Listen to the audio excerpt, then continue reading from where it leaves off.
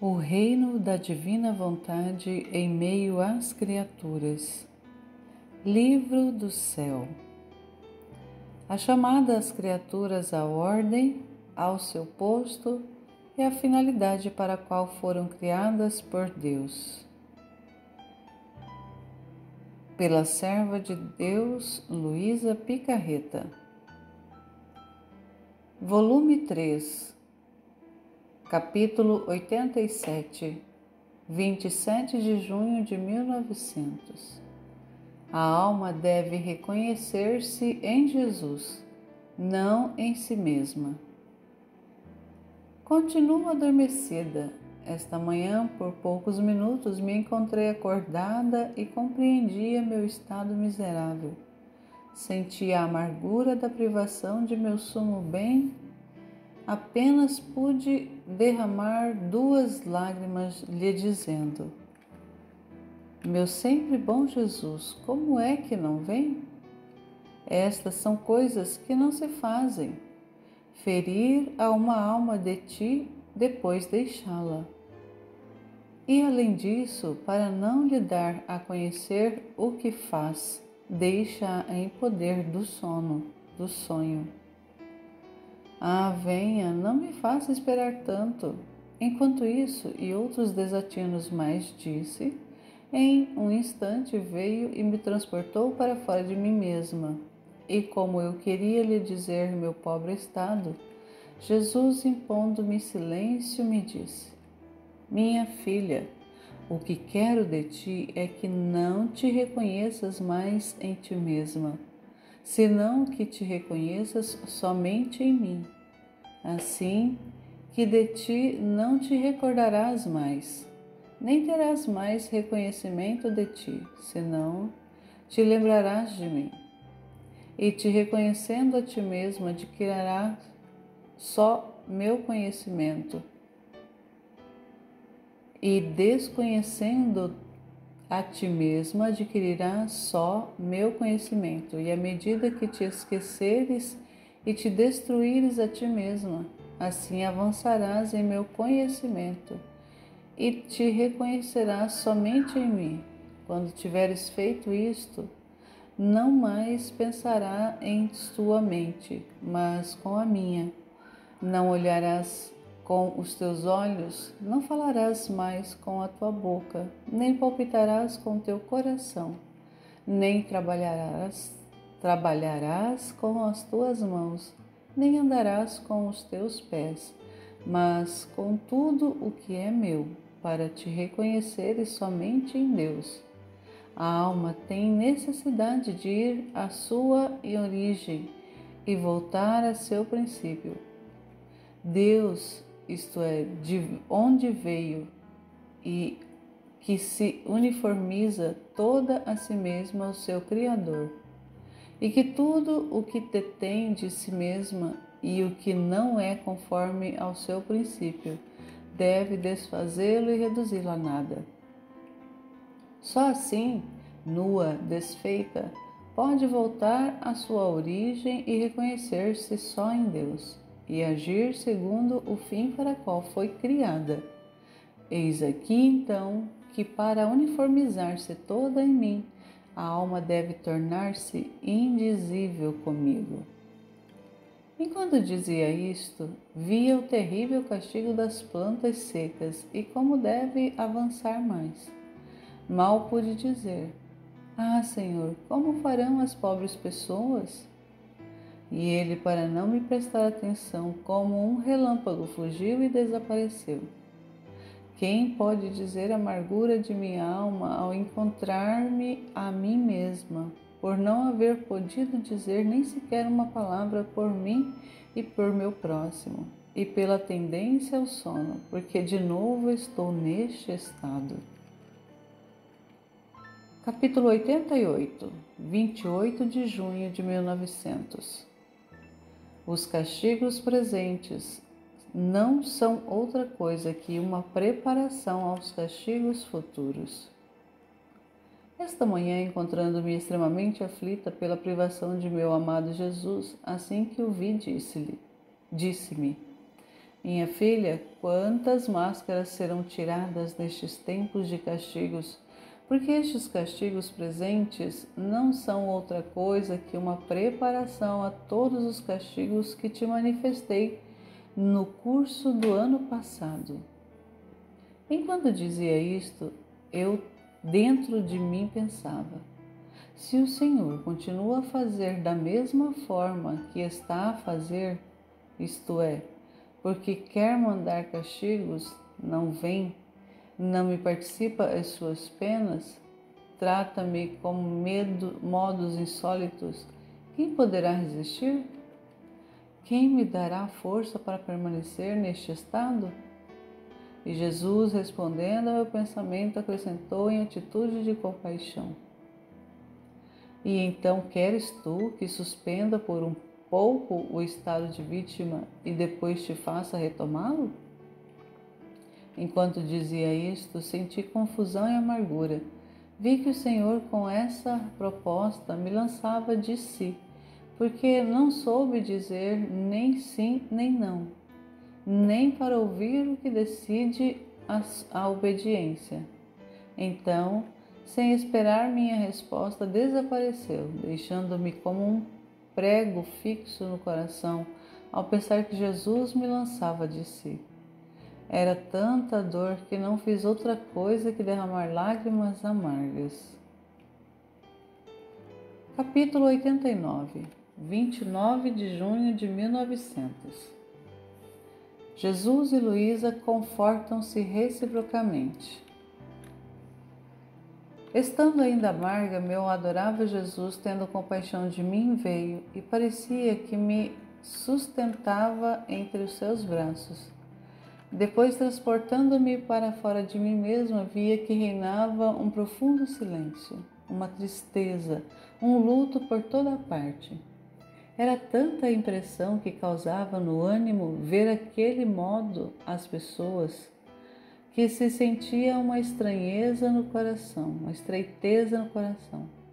Então, bendito Jesus, levando-me à parte, disse-me: minha filha, afastemo-nos por um pouco o que nos aflige e interroguemo-nos mutuamente.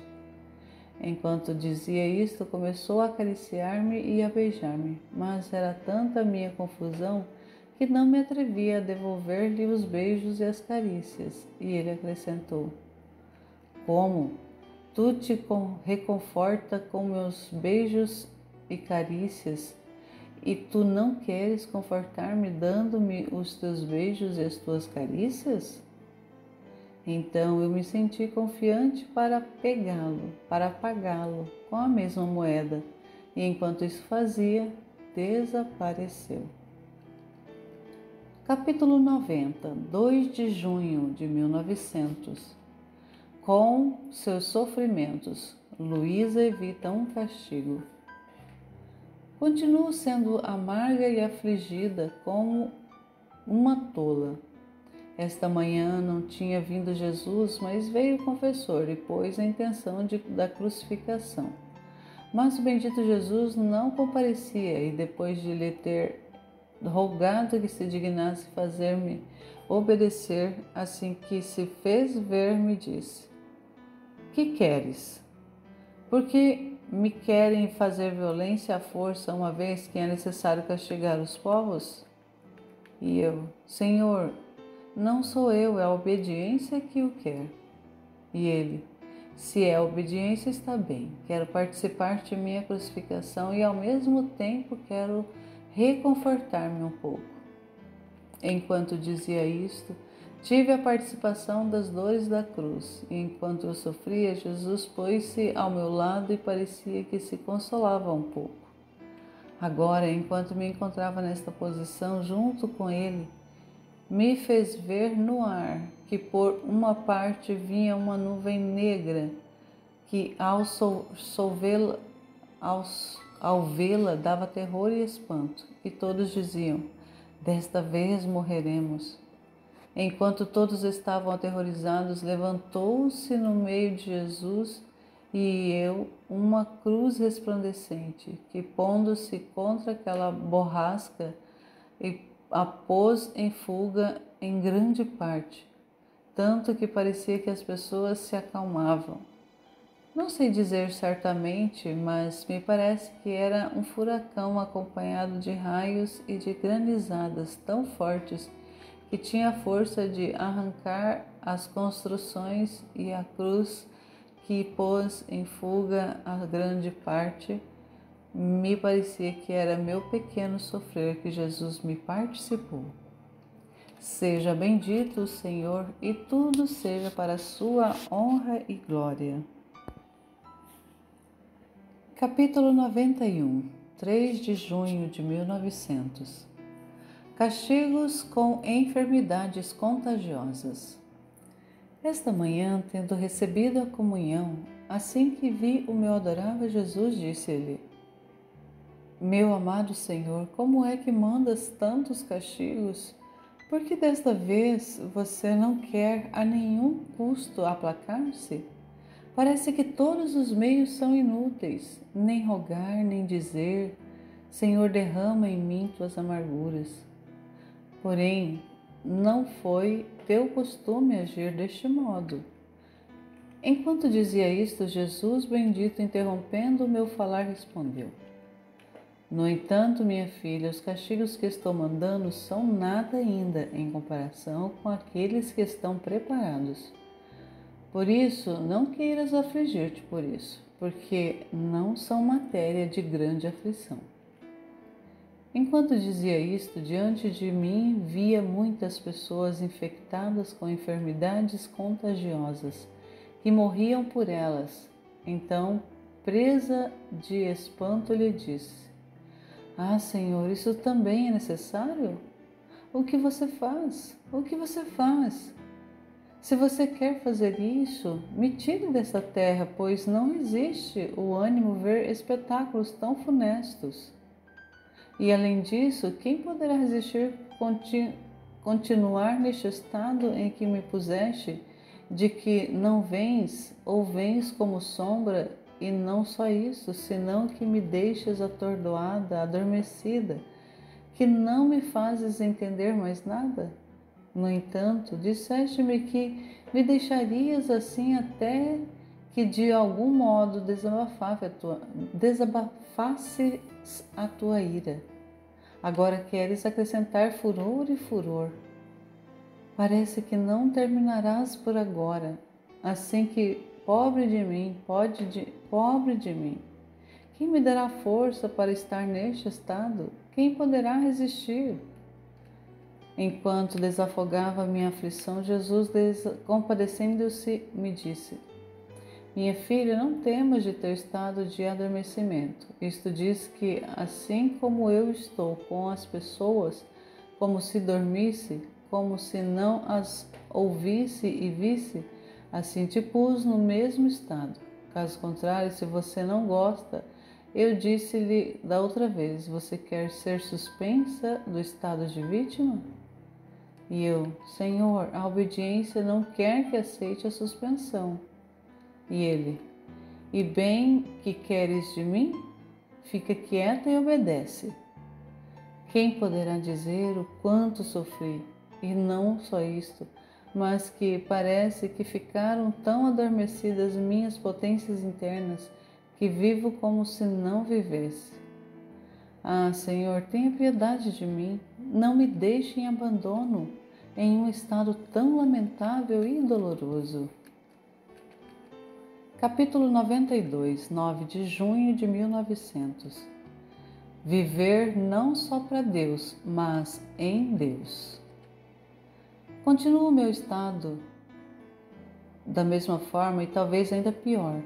E se alguma vez se fez ver, é como sombra e raio, e quase sempre em silêncio. Esta manhã, encontrando-me no máximo da aflição e da torpeza pelo sono contínuo, assim que me fez ver, disse-me: Ânimo, minha filha, a alma verdadeiramente minha deve viver não só para Deus, mas em Deus. Tu procura viver em mim, porque em mim encontrarás o receptáculo de todas as virtudes, e passeando no meio delas, te alimentarás de teu perfume, tanto de ficar cheia delas, e tu mesma não farás outra coisa que enviar luz e perfume celestial. Porque viver em mim é verdadeira virtude, e tem virtude de dar à alma a mesma forma divina, da divina pessoa, na qual faz sua morada, e de transformá-las as mesmas virtudes divinas nas quais se nutre.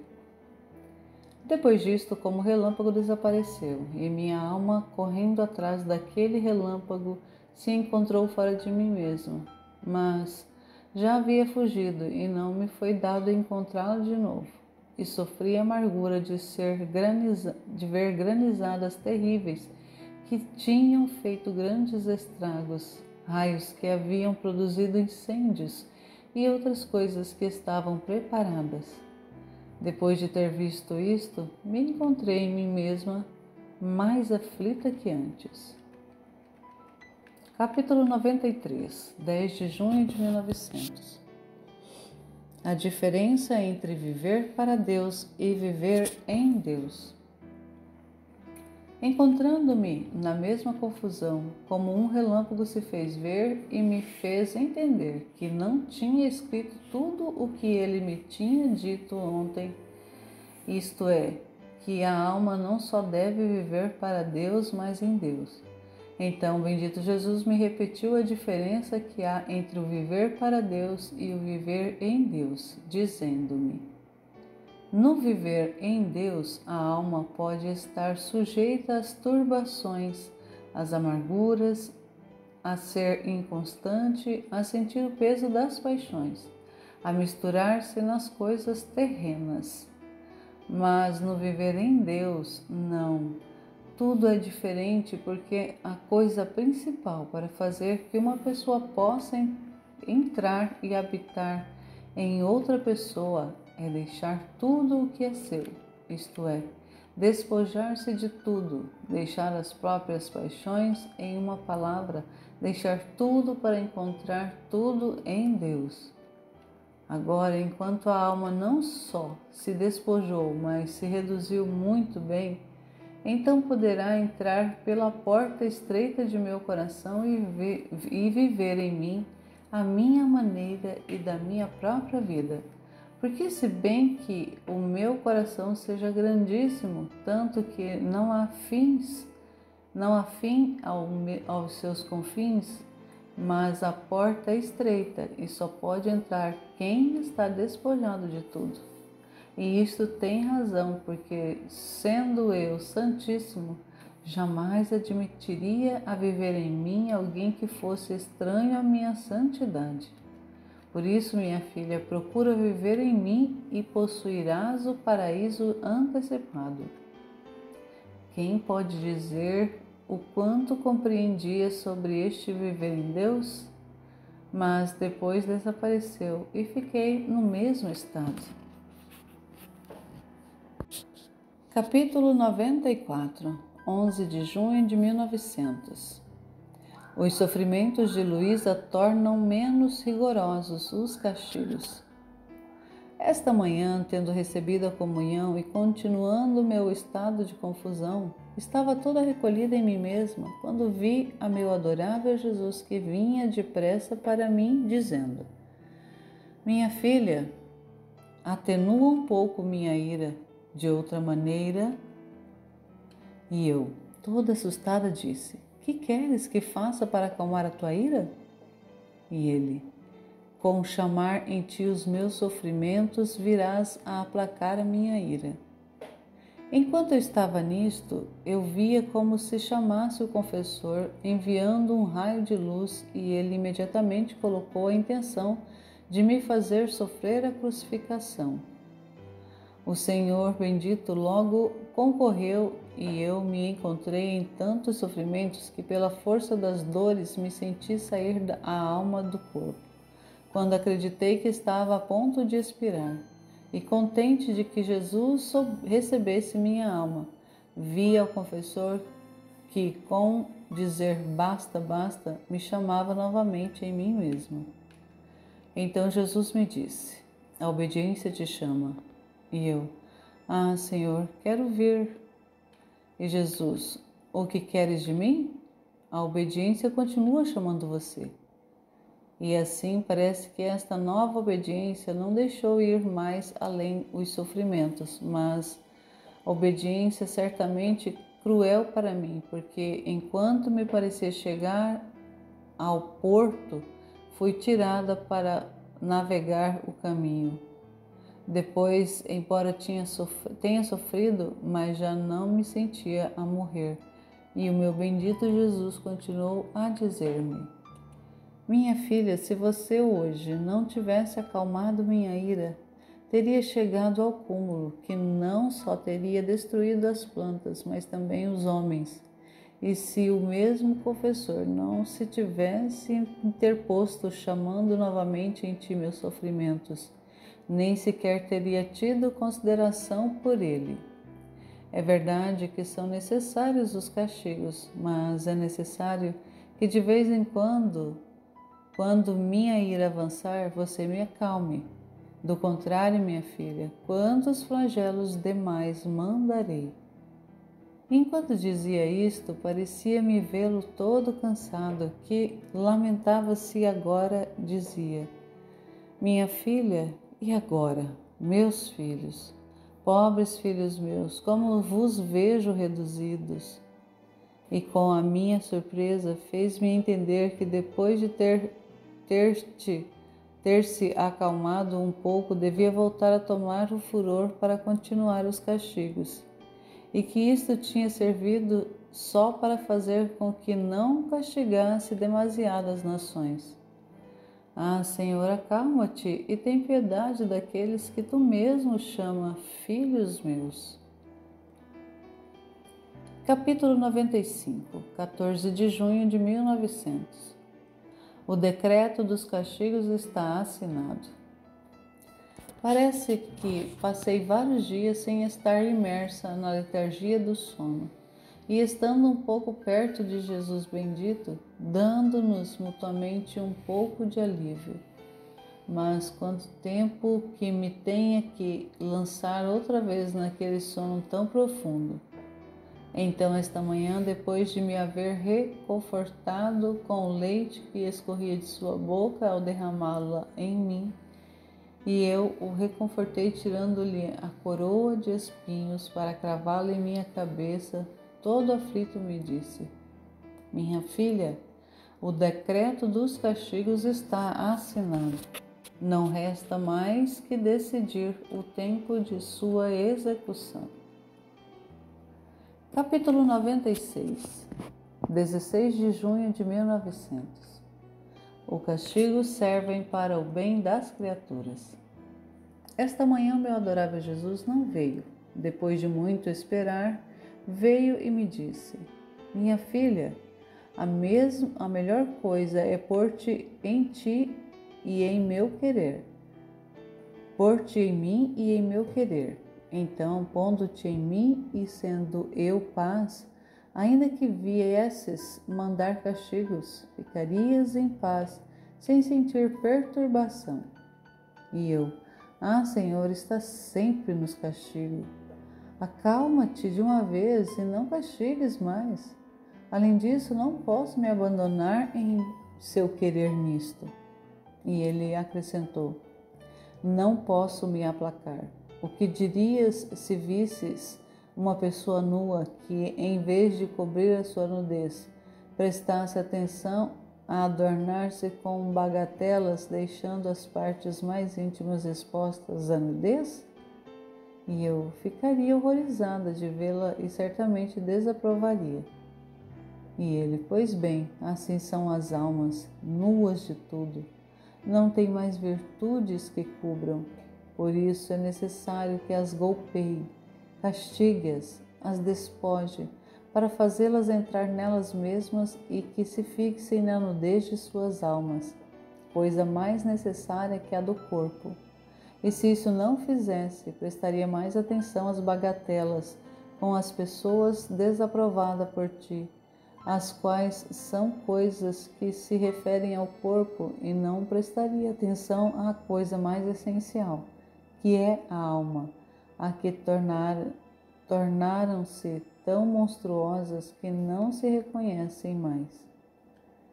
Depois disto, parecia-me que tinha na mão uma pequena couraça que, passando-a por detrás do pescoço, me amarrava e depois amarrava essa mesma corda, e assim fez ao coração e às mãos, e com isto parecia que me amarrava toda em seu querer. Tendo feito isso, desapareceu. Capítulo 97. 17 de junho de 1900. Luísa dá um alívio a Jesus. Ele a faz considerar os castigos que evita. Tendo recebido a comunhão, não via, segundo o costume, o bendito Jesus. Depois de ter esperado muito, senti-me a sair de mim mesma e encontrei-o. Assim que o vi, ele me disse: Filha, eu estava esperando por você para poder descansar um pouco em você, porque eu não posso mais. Me deu um alívio. Imediatamente eu tomei meus braços para satisfazê-lo e vi que tinha uma chaga profunda no ombro que dava compaixão e horror olhá-la. Então, por alguns minutos, repousou. Depois desse breve repouso, vi e a chaga havia quase curado. E entre a maravilha e o espanto, e vendo-o mais aliviado, tomei coragem e disse-lhe: Senhor bendito, meu pobre coração está dilacerado pelo temor de que já não me ame. Temo que tenha incorrido em tua indignação, e por isso já não vens como antes, e não derramas mais em mim tuas amarguras, e não me dás mais meu bem. Qual é o sofrer? E negando-me isto, vem a negar-te a ti mesmo. Dá a paz a um pobre coração. Diz-me, garante-me, jura-me, amas-me, continuas a amar-me? E ele: Sim, sim, sim, amo-te. E eu: Como posso ter certeza disso, quando se sabe que uma pessoa é realmente amada, tudo o que quer recebe? Eu te digo, não castigues as nações, e tu as castigas. Te digo, derrama em mim tuas amarguras, e não as derrama, mas parece que desta vez avanças demasiado nos castigos. Então, onde posso me apoiar para saber que você me ama? E ele: Minha filha, você leva em conta os castigos que mando, mas os que economizo não os leva em conta. Quantos outros castigos teria mandado? Quantos mais massacres e mais sangue teria feito derramar, se não levasse em consideração aqueles poucos que me amam, e que eu os amo com um amor especial? Depois disso, parecia que Jesus tomava o caminho para ir aonde aconteciam destroços de carne humana, e eu, querendo segui-lo, não me foi dado fazê-lo. E com suma amargura minha, me encontrei em mim mesma.